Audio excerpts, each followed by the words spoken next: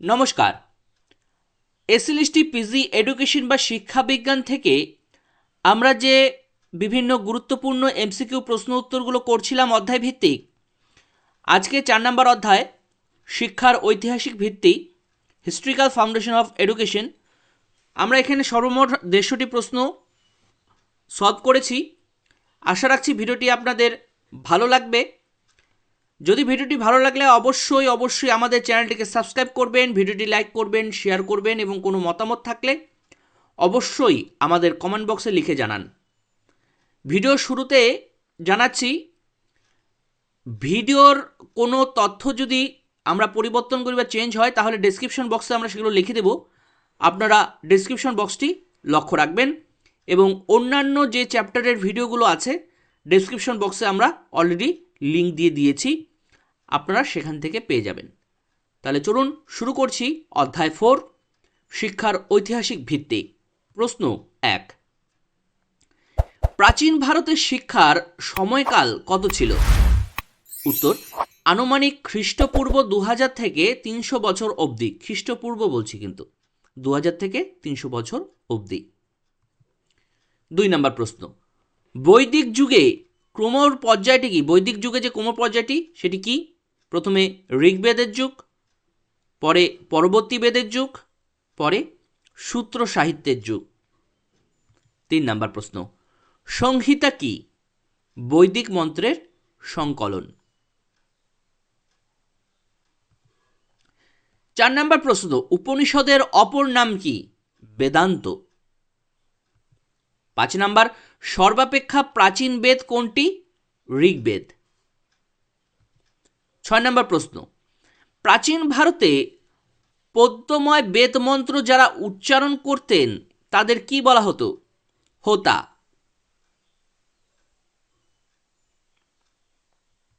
7 নম্বর, উপনয়ন অনুষ্ঠান কাদের জন্য নির্দিষ্ট ছিল? শূদ্র যে শিশুরা বা শূদ্র জাতিদের জন্য উপনয়ন অনুষ্ঠান নির্দিষ্ট ছিল। 8 নম্বর, প্রাচীন ভারতের শিক্ষায় বিদ্যারম্ভের অনুষ্ঠানের পর্যায়গুলো কি কি ছিল? উপনয়ন, অশ্বারোহণ, মেধাজনক, সাবিত্রী ব্রত পালন। 9 নম্বর, বৈদিক ব্রাহ্মণ্য যুগের সাধারণভাবে শিক্ষাকাল কত দিনের ছিল বা কত বছরের ছিল? 12 বছরের। 10 নম্বর, বৈদিক ব্রাহ্মণ্য যুগের শিক্ষা ব্যবস্থায় বাৎসরিক অধ্যয়নের কালের বা শিক্ষাদানের সময়সীমা কতটা ছিল? 5.5 মাস থেকে 6 মাস সারা বছরে ক্লাস হতো। 11 নম্বর, প্রাচীন ভারতীয় শিক্ষায় পার্থিব জগতের দায় দায়িত্ব পালনের জন্য অবশ্য প্রয়োজনীয় জ্ঞান ও তার অনুশীলনকে কি বলা হতো? অপরাবিদ্যা। এটা পার্থিব জগতের দায় দায়িত্ব, কিন্তু যেটা আধ্যাত্মিক সেটা কিন্তু পরাবিদ্যা। পরে আসছে প্রশ্নটি। তাহলে এখানে কি বলছে? প্রাচীন ভারতীয় শিক্ষায় পার্থিব জগতের দায় দায়িত্ব পালনের জন্য অবশ্য প্রয়োজনীয় জ্ঞান ও তার অনুশীলনকে কি বলা হচ্ছে? পরাবিদ্যা। 12 নম্বর, ব্রাহ্মণ্য শিক্ষা ব্যবস্থায় শিক্ষা পদ্ধতি কি ছিল? গুরুকেন্দ্রিক, তবে ব্যক্তি শিক্ষার্থীর প্রতি লক্ষ্য রাখা হতো। 13 নম্বর, আত্মসংযম ও যোগ সাধনের মাধ্যমে পরম জ্ঞান লাভের যে বিদ্যা প্রাচীন ভারতীয় শিক্ষায় প্রচলিত ছিল তাকে কি বলা হতো? পরাবিদ্যা। 14 নম্বর, বৈদিক ব্রাহ্মণ্য যুগের শিক্ষা পদ্ধতিটি কি ছিল? প্রশ্নোত্তর ও আবৃত্তির মাধ্যমে শিক্ষা দেওয়া হতো। 15 নম্বর, বৈদিক যুগের শিখন পদ্ধতি কি ছিল? শ্রবণ, মনন, নিদিধ্যাস। 16 নম্বর, যে সমস্ত ব্রত পালন করেছে কিন্তু সমস্ত বেদ অধ্যয়ন করেনি তাদের যে ডিগ্রি দেওয়া হতো বা উপাধি দেওয়া হতো তাকে কি বলা হতো? ব্রত স্নাতক। ডিগ্রি কথাটি ঠিক নয়, মানে যে সমস্ত শিক্ষার্থীরা ব্রত পালন করেছে কিন্তু সমস্ত বেদ অধ্যয়ন করেনি তাদের যে সম্মানটি দেওয়া হতো তাকে বলা হচ্ছে ব্রত স্নাতক। 17 নাম্বার, যে সমস্ত ব্রত পালন করেছে এবং সমস্ত বেদ অধ্যয়ন ব্রতও পালন করেছে এবং বেদও অধ্যয়ন করেছে, তাদের যে সাম্মানিকটি দেওয়া হতো তাকে বলা হচ্ছে বিদ্যাব্রত স্নাতক। নেক্সট, যে সমস্ত বেদ অধ্যয়ন করেছে কিন্তু সমস্ত ব্রত পালন করেনি, তাদের যে ডিগ্রি দেওয়া হতো সেটি হচ্ছে বিদ্যা স্নাতক। 19 নম্বর, প্রব্রজ্যা গ্রহণের ন্যূনতম বয়স কত ছিল? 8 বছর। 20 নম্বর, বৌদ্ধ শিক্ষা ব্যবস্থায় শিক্ষা প্রতিষ্ঠানকে কি বলা হতো? বিহার। 21, বৌদ্ধদের ধর্মগ্রন্থের নাম কি ছিল? ত্রিপিটক। 22, ত্রিপিটকের ভাষা কি ছিল? পালি ভাষা। পালি ভাষায় লেখা হতো। আপনাদের কাছে অনুরোধ, আপনারা চ্যানেলটি সাবস্ক্রাইব করছেন না, অবশ্যই চ্যানেলটিকে সাবস্ক্রাইব করবেন, ভিডিওটি লাইক করবেন, একান্ত অনুরোধ আপনাদের কাছে। 23 নাম্বার, ত্রিপিটক কি কি নিয়ে? শূদ্র পিটক, বিনয় পিটক, অভিধর্ম পিটক। 24 নাম্বার, বুদ্ধদেবের উপদেশ ও বাণী বুদ্ধদেবের উপদেশ এবং বাণী জানা যায় কোন পিটক থেকে? সূত্র পিটক থেকে। বৌদ্ধ দর্শন ও তত্ত্ব বিষয়ে আলোচনা হয়েছে কোন পিটকে? অভিধর্ম পিটকে। 26 নাম্বার, বৈদিক যুগে ঋষি নারীকে কি বলা হতো? ব্রহ্মবাদিনী। যে জ্ঞানের সাহায্যে পরম পুরুষকে লাভ করা যায় তাকে কি বলা হয়? পরাবিদ্যা। একটু আগেই এরকম একটা প্রশ্ন পেয়েছিলাম। 28 নাম্বার, বৌদ্ধ শিক্ষা ব্যবস্থায় শিক্ষা স্তরে ক্রমপর্যায়টি কি ছিল? শ্রমণ, উপসম্প্রদা, উপাধ্যায়। 29 নাম্বার, প্রাচীন ভারতের কোন শিক্ষা ব্যবস্থায় বর্ণ নয় কেবল মেধার ভিত্তিতে শিক্ষা গ্রহণের সুযোগ ছিল? বৌদ্ধ শিক্ষা ব্যবস্থায়। 30, ত্রিশরণ কোন ধরনের শিক্ষা ব্যবস্থায় উল্লেখ আছে? বৈদিক শিক্ষায়। 31 নম্বর, বুদ্ধং শরণং গচ্ছামি, ধর্মং শরণং গচ্ছামি, সংঘং শরণং গচ্ছামি, এই যে তিনটি মন্ত্র উচ্চারণ করা, একে কি বলা হয়? ত্রিশরণ। ত্রিশরণ মন্ত্র। 32 নম্বর, বৌদ্ধ শিক্ষা ব্যবস্থায় তিনটি পর্যায় ক্রম হিসেবে সাজাও। প্রথমে ভিক্ষু শিক্ষা, গৃহ শিক্ষা, তারপরে গণশিক্ষা। 33, বৌদ্ধ শিক্ষা ব্যবস্থার মাধ্যম কি ছিল? প্রথমে সংস্কৃত ভাষা, পরে পালি ভাষা, মানে সংস্কৃত এবং পালি ভাষা দুইয়ের মাধ্যমেই শিক্ষা দেওয়া হতো। 34, বৌদ্ধ শিক্ষা ব্যবস্থায় শিক্ষার সমাপ্তির অনুষ্ঠানকে কি বলা হতো? উপসম্পদা। বৌদ্ধ শিক্ষায় সমাপ্তি অনুষ্ঠানটি উপসম্পদা। বৌদ্ধ শিক্ষা ব্যবস্থায় প্রব্রজ্যা গ্রহণের পর শিক্ষার্থীদের কি বলা হতো? শ্রমণ। নেক্সট, ব্রাহ্মণ্য শিক্ষার শিক্ষাদান পদ্ধতি কি ছিল? শ্রবণ, মনন, নিদিধ্যাস।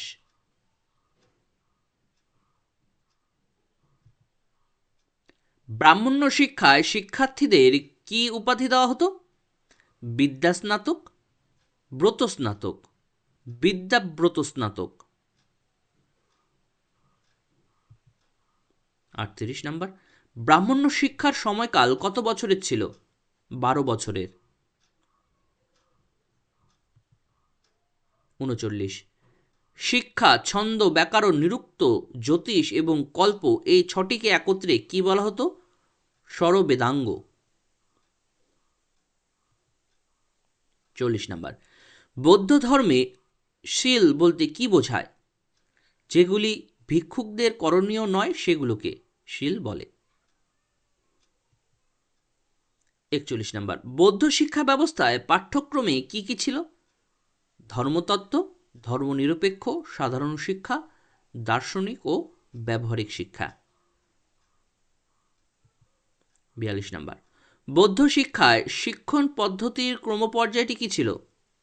আবৃত্তিমূলক, আলোচনামূলক, শিক্ষক শিক্ষণ, তারপর তত্ত্বানুবন্ধ। 43 নম্বর প্রশ্ন, বৌদ্ধ শিক্ষা ব্যবস্থায় শিক্ষার্থীর মূল্যায়ন কি করে করা হতো? মৌখিক পরীক্ষার মাধ্যমে।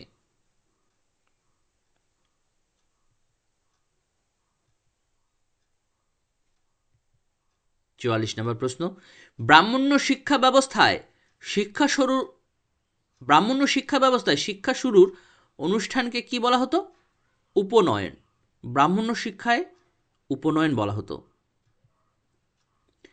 নেক্সট, ব্রাহ্মণ্য শিক্ষা ব্যবস্থায় শিক্ষা সমাপ্তির অনুষ্ঠানকে কি বলা হতো? সমাবর্তন।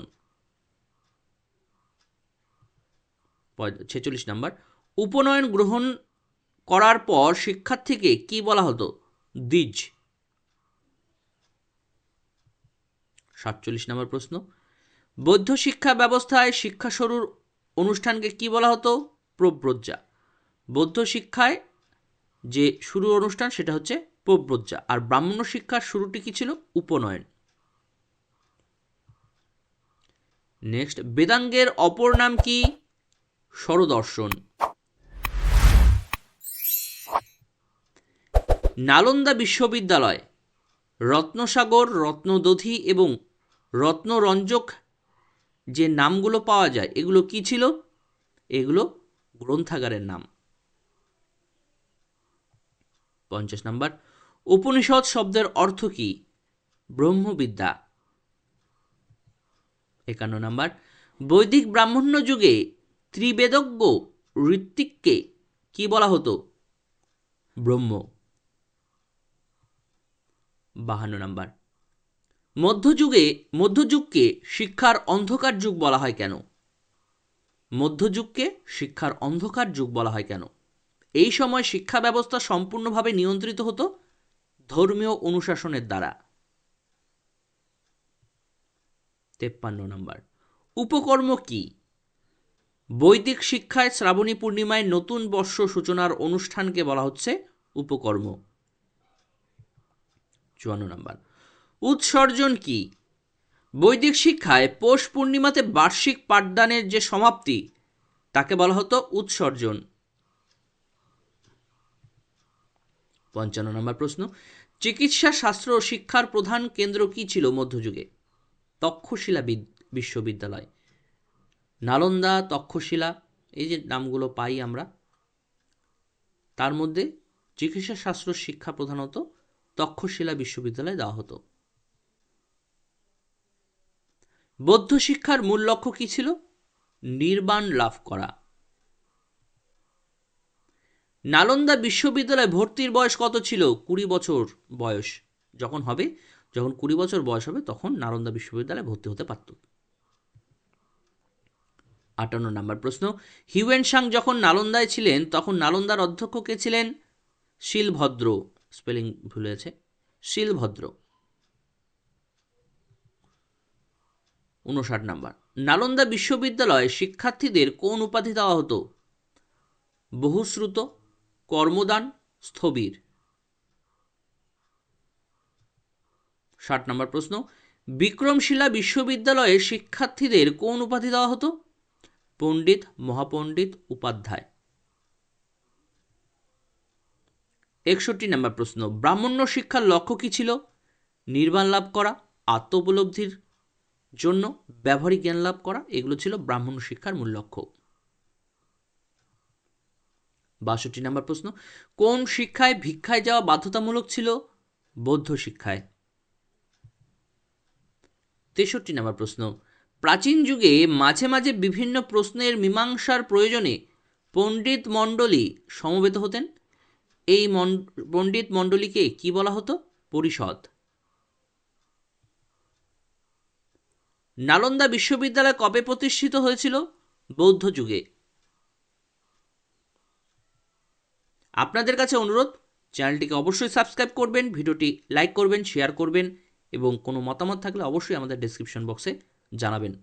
এবং ভিডিওর যদি কোনো পরিবর্তন হয় বা কোনো তথ্যের যদি আমরা পরিবর্তন করি তাহলে অবশ্যই আমরা ডেসক্রিপশন বক্সে দিয়ে দেবো, সেখানে লক্ষ্য রাখবেন। অনেক সময় ভুল হয়ে যায়, একটু ডেসক্রিপশন বক্সটি খেয়াল রাখবেন। 65 নাম্বার, সা বিদ্যা যা বিমুক্ত এ কথা কোথায় বলা হয়েছে? উপনিষদে। ব্রাহ্মণ্য শিক্ষার সঙ্গে যুক্ত প্রতিষ্ঠানটির নাম কি ছিল? টোল। ভারতের কোন বিশ্ববিদ্যালয়কে অক্সফোর্ড বিশ্ববিদ্যালয়ের সঙ্গে তুলনা করা হতো? নালন্দা বিশ্ববিদ্যালয়কে। নেক্সট, ইসলামিক শিক্ষার প্রাথমিক শিক্ষার প্রতিষ্ঠানটা কি ছিল? মক্তব। প্রাথমিক শিক্ষা হলো মক্তব, আর আপার লেভেলে ওটা হচ্ছিল মাদ্রাসা। ইসলামিক শিক্ষা ব্যবস্থায় মাধ্যমিক শিক্ষার প্রতিষ্ঠানটিকে কি বলা হতো? মাদ্রাসা। ইসলামিক শিক্ষায় শিক্ষা শুরুর অনুষ্ঠানকে কি বলা হতো? বিসমিল্লাহ অনুষ্ঠান বা মক্তবী অনুষ্ঠান। 71 নাম্বার, ইসলামিক শিক্ষায় যে সকল শিক্ষার্থী সাহিত্য বিষয়ে পারদর্শিতা অর্জন করত তাদের কি উপাধি দেওয়া হতো? কাবিল। যে সকল শিক্ষার্থী মধ্যযুগে ইসলামিক শিক্ষায় যুক্তি শিক্ষায় বিশেষ জ্ঞান অর্জন করতেন তাদেরকে যে উপাধি দেওয়া হতো সেটি হচ্ছে আলিম। জেনানা স্কুল কে প্রতিষ্ঠা করেন? আকবর। ইসলামিক শিক্ষা ব্যবস্থায় যেসব শিক্ষার্থী তর্কবিদ্যা ও দর্শনে পারদর্শিতা অর্জন করতেন তাদের কি উপাধি দেওয়া হতো? ফাজিল। তাহলে কি হচ্ছে আগের থেকে একটু দেখি। যারা সাহিত্য বিষয়ে পারদর্শিতা ছিলেন অর্জন করতেন তাদের কাবিল বলা হচ্ছে, যারা যুক্তি শিক্ষায় বিশেষ জ্ঞান অর্জন করত তাদের আলিম, আর যারা তর্কবিদ্যা ও দর্শনে পারদর্শী তাদের ফাজিল উপাধি দিত সেই সময়। 75 নাম্বার, কোন সম্রাটের আমলে মেয়েদের জন্য পৃথক বালিকা বিদ্যালয় স্থাপন করা হয়? সম্রাট আকবরের আমলে। 76 নম্বর প্রশ্ন, আগে লেখা তারপর পড়া মধ্যযুগে ইসলামিক শিক্ষার এই শিক্ষাদান পদ্ধতির উল্লেখ কে করেছেন? আকবর। 77 নাম্বার, আইন ই আকবরী এবং আকবর নামার রচয়িতাকে? আবুল ফজল। 78 নাম্বার, মুসলিম শিক্ষার মাধ্যম কি ছিল? আরবি ও ফার্সি। 79 নাম্বার, মধ্যযুগের কোন কোন ভাষার সংমিশ্রণে উর্দু ভাষার উদ্ভব ঘটে? আরবি, ফার্সি ও হিন্দির সংমিশ্রণে উর্দু ভাষার উদ্ভব ঘটে। 80 নম্বর প্রশ্ন, মধ্যযুগের ইসলামিক শিক্ষায় মাদ্রাসার পাঠ্যক্রমে প্রকৃতি বিজ্ঞান সম্পর্কিত জ্ঞানকে কি বলা হতো? তাবিকি।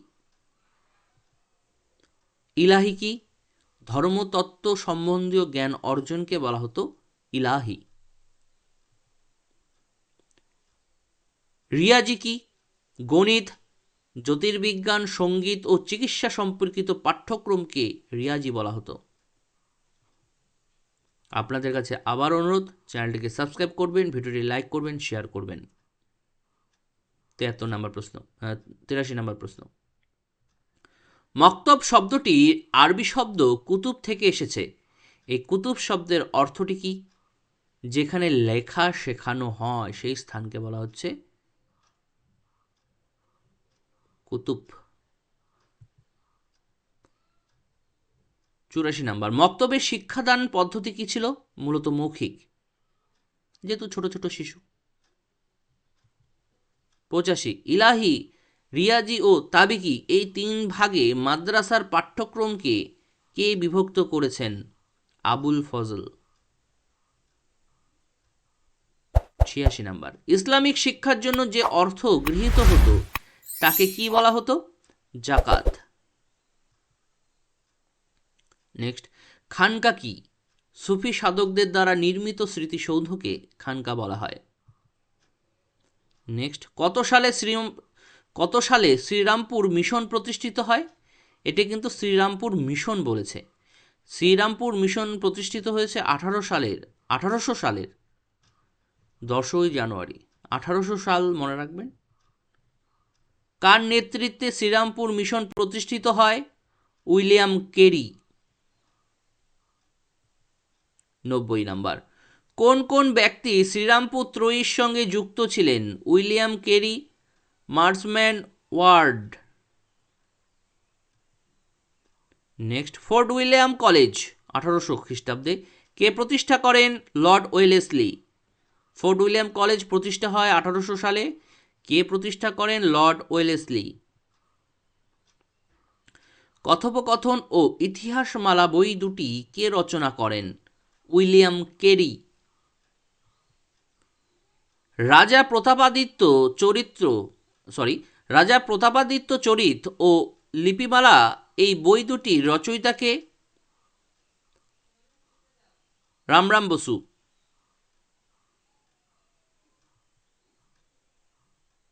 চুরানব্বই নম্বর প্রশ্ন, 32 সিংহাসন, হিতোপদেশ, রাজাবলী ও প্রবোধ চন্দ্রিকা এই 4টি বইয়ের রচয়িতা কে?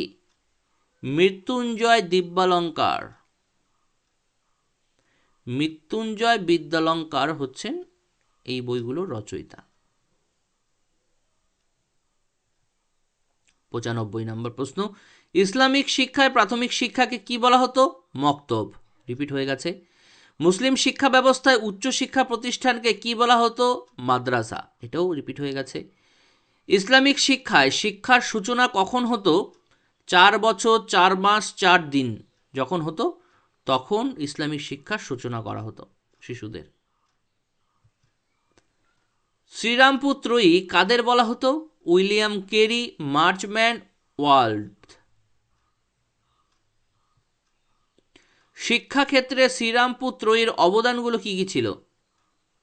অনুবাদের মাধ্যমে বাংলা গদ্য সাহিত্যের উন্নয়ন, শিক্ষার ব্যাপক প্রসার, প্রাথমিক শিক্ষায় পাঠ্যপুস্তক রচনা, শ্রীরামপুর কলেজের স্থাপন, স্ত্রী শিক্ষা প্রসারে বিশেষভাবে সক্রিয় হওয়া।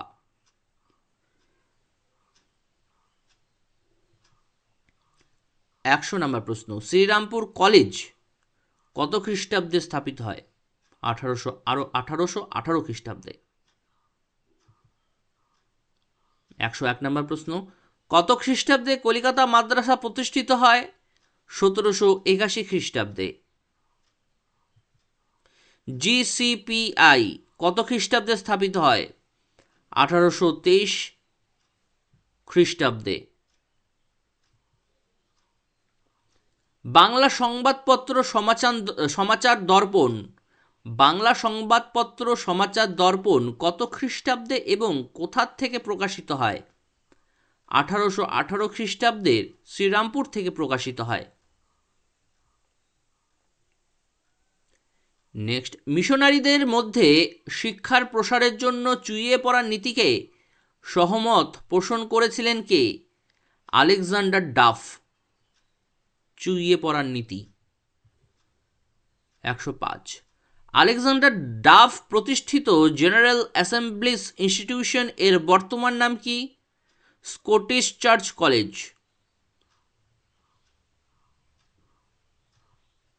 106, সংস্কৃত কলেজ কত খ্রিস্টাব্দে স্থাপিত হয়? 1824 খ্রিস্টাব্দে।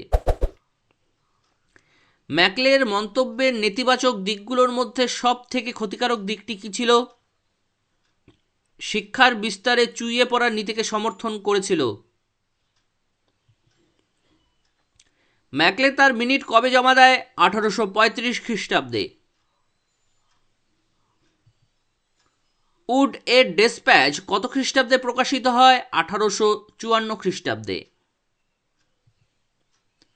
ভারতবর্ষের সর্বপ্রথম বিশ্ববিদ্যালয় স্থাপন করার সুপারিশ করার ফল হচ্ছে চার্লস উড। চার্লস উড সর্বপ্রথম ভারতে বিশ্ববিদ্যালয় স্থাপনের কথা বলেছিল।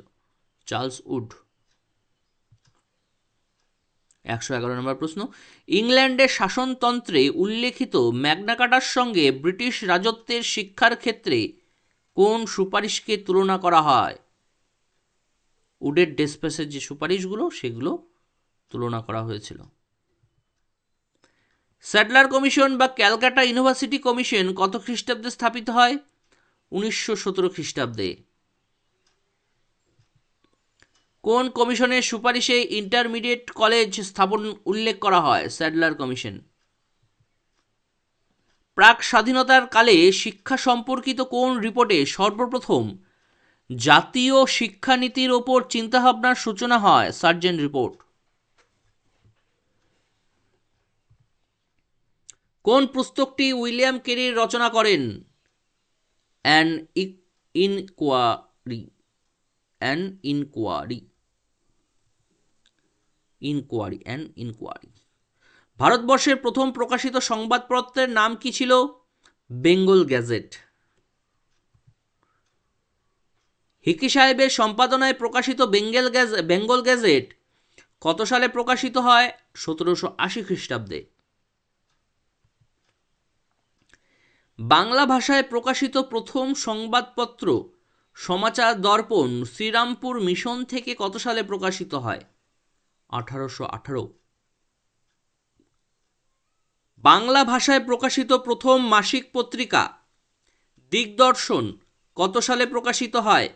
1818 সালে। তোতা ইতিহাসের রচয়িতাকে? Chandicharan Munshi.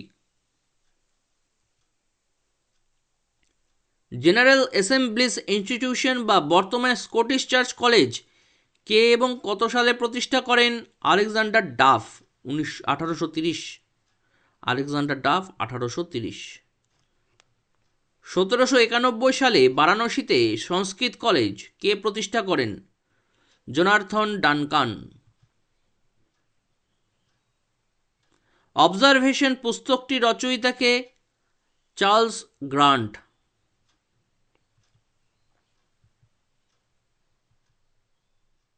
Charles Grant Observation পুস্তকটি কত সালে রচনা করেছিলেন?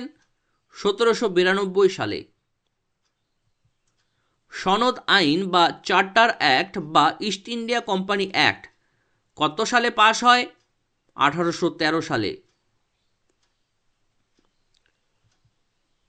সনদ আইনে কত নম্বর ধারায় শিক্ষা বিস্তারের জন্য প্রথম সরকারি আর্থিক সাহায্য দানের নীতির কথা বলা হয়? 43 নম্বর ধারায়। সনদ আইনের যে 43 নম্বর সেটি কিন্তু সংবিধানের কিন্তু ধারার কথা বলা হচ্ছে না এখানে। এটা সনদ আইন, সেই সময় সনদ আইনের যে ধারাগুলো ছিল তার মধ্যে 43 নম্বর ধারায় এটি ছিল। নেক্সট, ইউরোপীয় কোনো ভালো গ্রন্থাগারের একটিতে যে সাহিত্য সম্পদ আছে তা ভারত ও আরব সাহিত্যের সমান, এই উক্তিটি কে করেছিলেন? ম্যাকলে।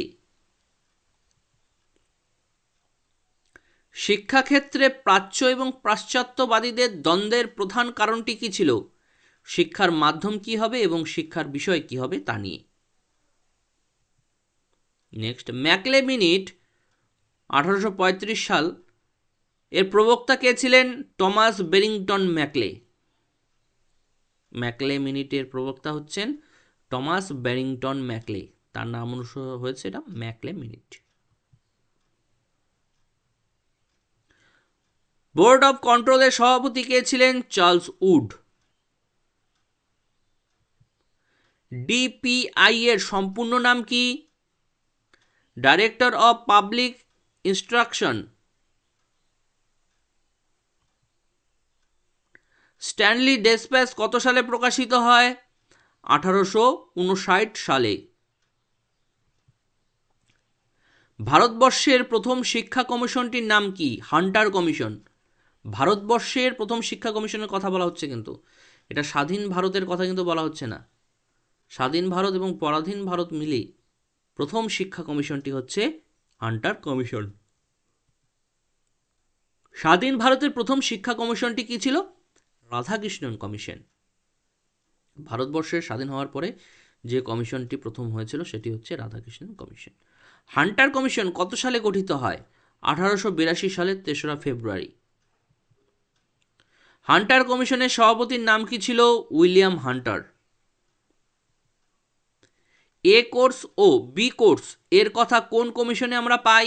হান্টার কমিশনে। স্বাধীন ভারতবর্ষের প্রথম শিক্ষা কমিশনের নাম কি? রাধাকৃষ্ণন কমিশন।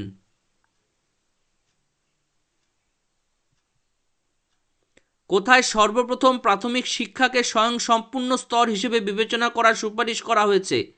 হান্টার কমিশনে।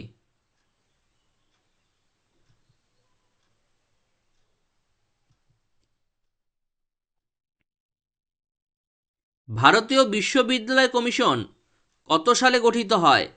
1902 সালে। ভারতীয় বিশ্ববিদ্যালয় আইন কত সালে পাশ হয়? 1904 সালে।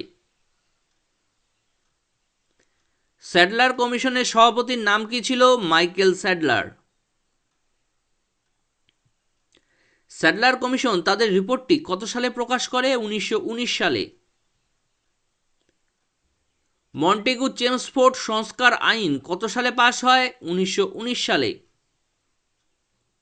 মন্টেগু চেমসফোর্ড সংস্কার আইন কত সালে কার্যকর হয়? 1921 সালে।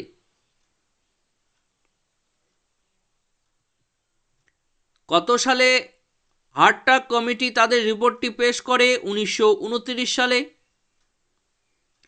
ইন্টারমিডিয়েট কলেজ স্থাপনের সুপারিশ কোন কমিশনে করা হয়েছিল? স্যাডলার কমিশনে। উডের ডেসপ্যাচকে কে ম্যাগনা কার্টা সঙ্গে তুলনা করে? ঐতিহাসিক জেমস।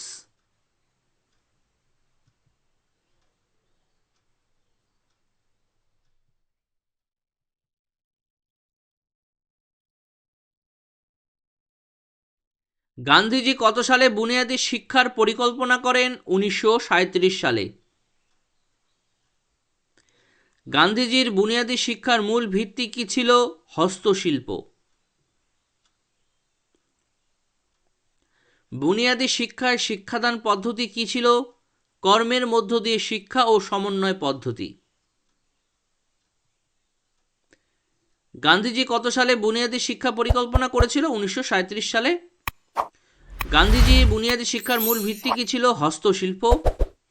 বুনিয়াদী শিক্ষার শিক্ষাদান পদ্ধতি কি ছিল? কর্মের মধ্য দিয়ে শিক্ষা ও সমন্বয় পদ্ধতি। সর্বোদয় সমাজ প্রতিষ্ঠার কথা কে বলেছিলেন? গান্ধীজি। কে অনুবন্ধ প্রণালীর মাধ্যমে শিক্ষাদানের কথা বলেছেন? গান্ধীজি। নৈতালিম বা নতুন শিক্ষা বা নিউ এডুকেশনের অপর নাম কি? বুনিয়াদী শিক্ষা। সর্বোদয় সমাজ প্রতিষ্ঠার কথা কে বলেছিলেন? গান্ধীজি। কে অনুবন্ধ প্রণালীর মাধ্যমে শিক্ষাদানের কথা বলেছিলেন? মহাত্মা গান্ধী বা গান্ধীজি। নৈতালিম বা নতুন শিক্ষার অপর নাম কি? বুনিয়াদী শিক্ষা। যুদ্ধোত্তর শিক্ষা পরিকল্পনা বলতে কি বোঝায়? সার্জেন্ট রিপোর্টকে বলা হচ্ছে যুদ্ধোত্তর পরিকল্পনা। কারণটি কি? সার্জেন্টের রিপোর্টটি যখন হয় তখন ভারতবর্ষ সারা পৃথিবী জুড়ে দ্বিতীয় বিশ্বযুদ্ধ চলছিল, সেজন্য সার্জেন্ট রিপোর্ট কত সালে প্রকাশিত? 1944 সাল। সেজন্য এখানে কি বলছে? যুদ্ধোত্তর শিক্ষা পরিকল্পনা। সার্জেন্ট রিপোর্টের সভাপতি কে ছিলেন? জন সার্জেন্ট। এই অবধি ছিল আমাদের ভিডিও। কিছু প্রশ্ন রিপিট হয়ে গেছে, আপনারা দেখে নেবেন এবং আমাদের ভিডিওটি অবশ্যই লাইক করবেন, শেয়ার করবেন, চ্যানেলটিকে সাবস্ক্রাইব করবেন এবং এর সঙ্গে সঙ্গে আমাদের ডেসক্রিপশন বক্সটিও খেয়াল রাখবেন এবং অন্যান্য ভিডিওগুলোর লিঙ্ক আমরা ডেসক্রিপশন বক্সে দিয়ে দিয়েছি, দেখে নেবেন। সবাইকে অসংখ্য ধন্যবাদ জানিয়ে আমরা ভিডিওটি এখানে শেষ করছি। সবাই ভালো থাকবেন, সুস্থ থাকবেন। সবাইকে অসংখ্য ধন্যবাদ।